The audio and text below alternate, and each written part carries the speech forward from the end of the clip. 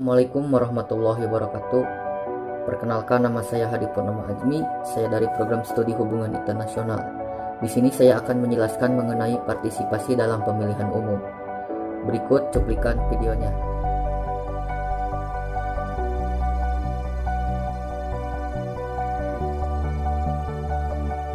Dimulai setelah lahirnya organisasi Budi Utomo pada tahun 1908 serta menjadi tonggak kebangkitan nasional dan diikuti berbagai munculnya organisasi partai politik sebagai berikut.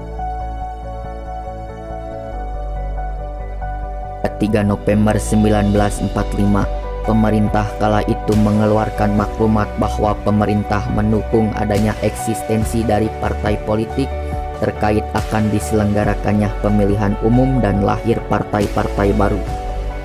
Adanya partai politik aspirasi yang berbeda dijadikan pemikiran dan program yang sistematis dan teratur untuk diperjuangkan sebagai kebijakan publik. Dengan demikian, partai berfungsi sekaligus sebagai pelopor masyarakat serta berfungsi untuk mengelola perbedaan yang ada. Partai politik di Indonesia melakukan tugas politiknya dalam konteks memilih pemilu, di mana proses orang untuk mengisi jabatan-jabatan tertentu sekaligus proses menghasilkan pemimpin yang komisioner dan negarawan. Pemilu pertama kali dilaksanakan di Indonesia pada tahun 1955 dan menggunakan sistem multipartai dan diikuti oleh 118 partai politik. Tahun 1971 menjadi pemilu pertama yang diikuti oleh 10 partai politik. Pemilu di tahun 1977 sampai 1997 menggunakan sistem perwakilan berimbang, terjadi peleburan partai politik serta pemilu sehingga hanya diikuti oleh 3 peserta partai politik, yaitu P3, Golkar, dan PDIP. Pemilu di tahun 1999 merupakan pemilu pertama kali di era reformasi dengan 48 partai politik. Pada tahun 2004 menjadi era baru pemilihan umum di Indonesia, di mana masyarakat memilih langsung calon wakil rakyat, presiden dan wakil presiden yang diikuti 24 partai politik. Pemilu di tahun 2009 adalah pemilu langsung kedua di Indonesia yang diikuti oleh 44 partai politik. Dan di tahun 2014 pemilu yang diikuti oleh 12 partai politik nasional dan 3 partai politik lokal Aceh.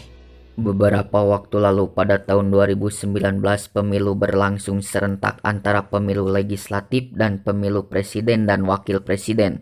Pemungutan suara akan digelar dalam satu hari yang sama, yaitu Rabu 17 April 2019. Pada pemilu tahun 2019 diikuti oleh 20 partai politik nasional, yaitu pemilu dengan sistem multipartai, lahir dari kompromi politik para voting Indonesia. Berikut 20 partai nasional. Cenderung sulit diterapkan penggabungan sistem presidensial dengan sistem multipartai di Indonesia mampu menghadirkan warna berbeda di antara negara-negara lain yang menerapkan dua sistem tersebut. Biasanya sistem tersebut tidak efektif dijalankan secara bersamaan. Dalam sebuah negara, Indonesia mampu memberikan contoh berbeda yang menunjukkan perkembangan demokrasi yang cukup positif. Kewajiban kita menjaga warna Indonesia melalui pelaksanaan sistem multipartai, yaitu mampu menghadirkan efektivitas fungsi pemerintah di mana sistem pemerintah presidensial dapat didukung oleh lembaga kepresidenan, lembaga perwakilan, serta penimbangan hubungan antara presiden dan legislatif.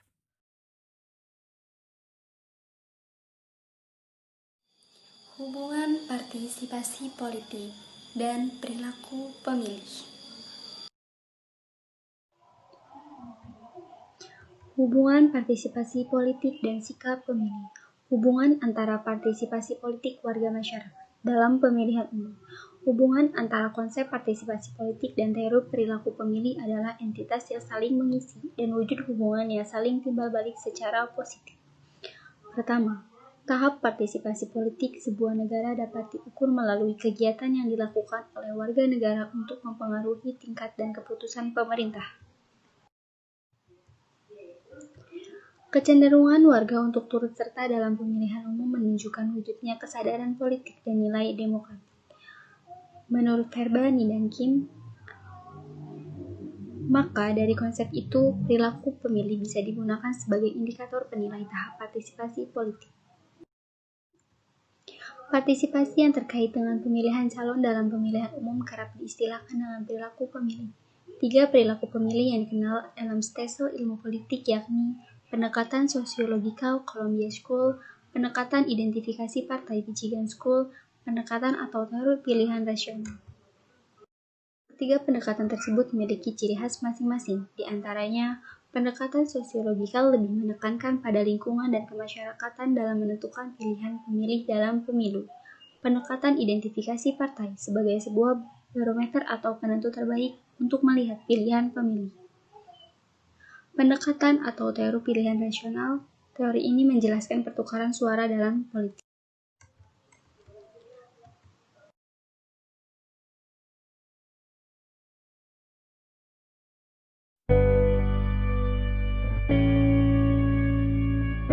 Politik identitas di dalam masyarakat sipil.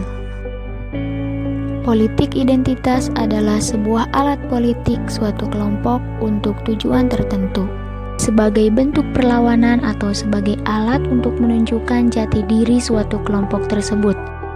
Berikut adalah teori-teori politik identitas. Perbedaan antara politik identitas dan identitas politik. Politik identitas adalah sebagai sumber dan sarana politik dalam pertarungan perebutan kekuasaan politik. Ciri-ciri dari politik identitas yaitu sebagai berikut. Macam-macam dari politik identitas. Bentuk politik identitas etnis yaitu sangat mementingkan kesamaan etnisnya untuk mendulang kemenangan dan kekuatan. Yang kedua yaitu politik identitas agama. Terbentuknya partai politik agama seperti Partai PKB dan Partai PAN. Kedua partai ini sama-sama memiliki simbol agama untuk mendulang kekuatan dan kemenangannya, seperti PAN berbasis Muhammadiyah sedangkan PKB yang berbasis NU. Selanjutnya yaitu politik identitas gender.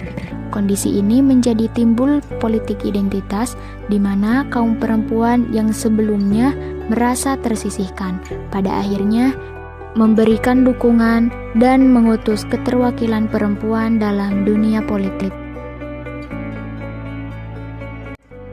Dampak positif dan dampak negatif dari politik identitas.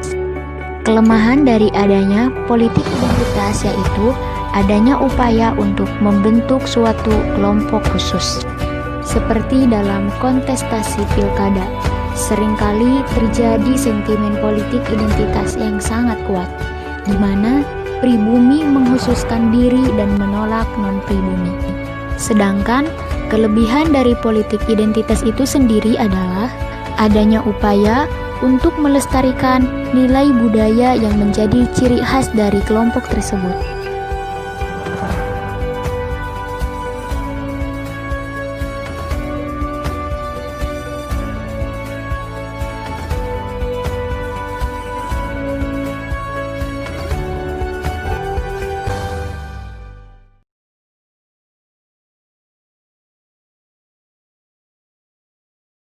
Assalamualaikum warahmatullahi wabarakatuh. Nama saya Nabila Farihatul Azizah akan menjelaskan tentang masyarakat sipil dan gerakan sosial. Yang pertama, pengertian masyarakat sipil. Pengertian masyarakat sipil dibagi menjadi 3, yaitu secara ruang, secara proses, dan secara nilai. Yang pertama, masyarakat sipil sebagai ruang.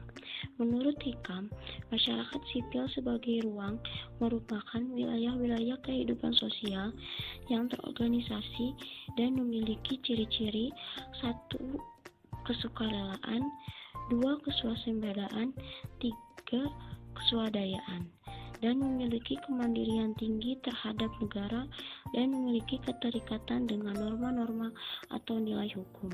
Yang kedua, masyarakat sipil sebagai proses. Menurut Zygmunt Rau, masyarakat sipil merupakan masyarakat yang berkembang dari sejarah dan mengandalkan ruang, individu, dan perkumpulan tempat mereka bergabung, bersaing satu sama lain untuk mencapai nilai yang mereka yakini. Masyarakat sebagai nilai. Menurut Anwar Ibrahim, sistem sosial yang subur yang berasaskan pada prinsip moral yang menjamin keseimbangan antara kebebasan, perorangan, dan kestabilan masyarakat. Jadi, masyarakat sosial merupakan sistem masyarakat yang memiliki moral dan memiliki keseimbangan antara kepentingan masyarakat dan kepentingan pribadi. Yang kedua, pengertian gerakan sosial. Pengertian gerakan sosial menurut Michael Usim mendefinisikan gerakan sosial adalah tindakan kolektif terorganisasi yang dimaksudkan untuk mengadakan perubahan sosial. Sedangkan menurut David Meyer dan Sidney Tarrow dalam karya mereka Social Movement Society menyebutkan gerakan sosial adalah gerakan yang berpusat pada perubahan kebijakan publik atau hal yang untuk mengawali perubahan yang lebih luas dalam struktur lembaga-lembaga sosial dan politik, distribusi jaminan sosial, atau menyangkut mengenai hak-hak dan kewajiban sosial dan politik. Fungsi gerakan sosial. 1. Agregasi kepentingan. Ya, agregasi kepentingan merupakan pembentukan suatu program kebijakan yang didasarkan atas kepentingan dan pandangan yang berbeda. Yang kedua, artikulasi kepentingan. Artikulasi kepentingan merupakan ekspresi dan publikasi berbagai konsep atau ide atau kebijakan yang dimaksudkan untuk mempengaruhi pengambilan keputusan atau langkah-langkah pemerintah. Kedua fungsi tersebut dapat dilakukan dengan berbagai macam metode seperti melobi para politisi dan birokrat. Kedua, membuat dan menyebarkan pamflet. Ketiga, membuat riset dan organisasi petisi. Keempat, mengkoordinasikan aksi-aksi pemogokan. Dan yang terakhir, mengkoordinasikan aksi-aksi simbolik tertentu. Yang terakhir, perbedaan gerakan sosial dengan gerakan partai politik. Yang pertama, gerakan sosial ingin mempengaruhi pemerintah, sedangkan partai politik ingin berkuasa langsung menjadi pemerintah. Yang kedua, gerakan sosial melakukan hubungan dan interaksi politik, sedangkan partai politik adalah tidak hanya terbatas pada interaksi politik, namun juga berkaitan dengan pertarungan politik. Sekian penjelasan dari saya. Wassalamualaikum warahmatullahi wabarakatuh.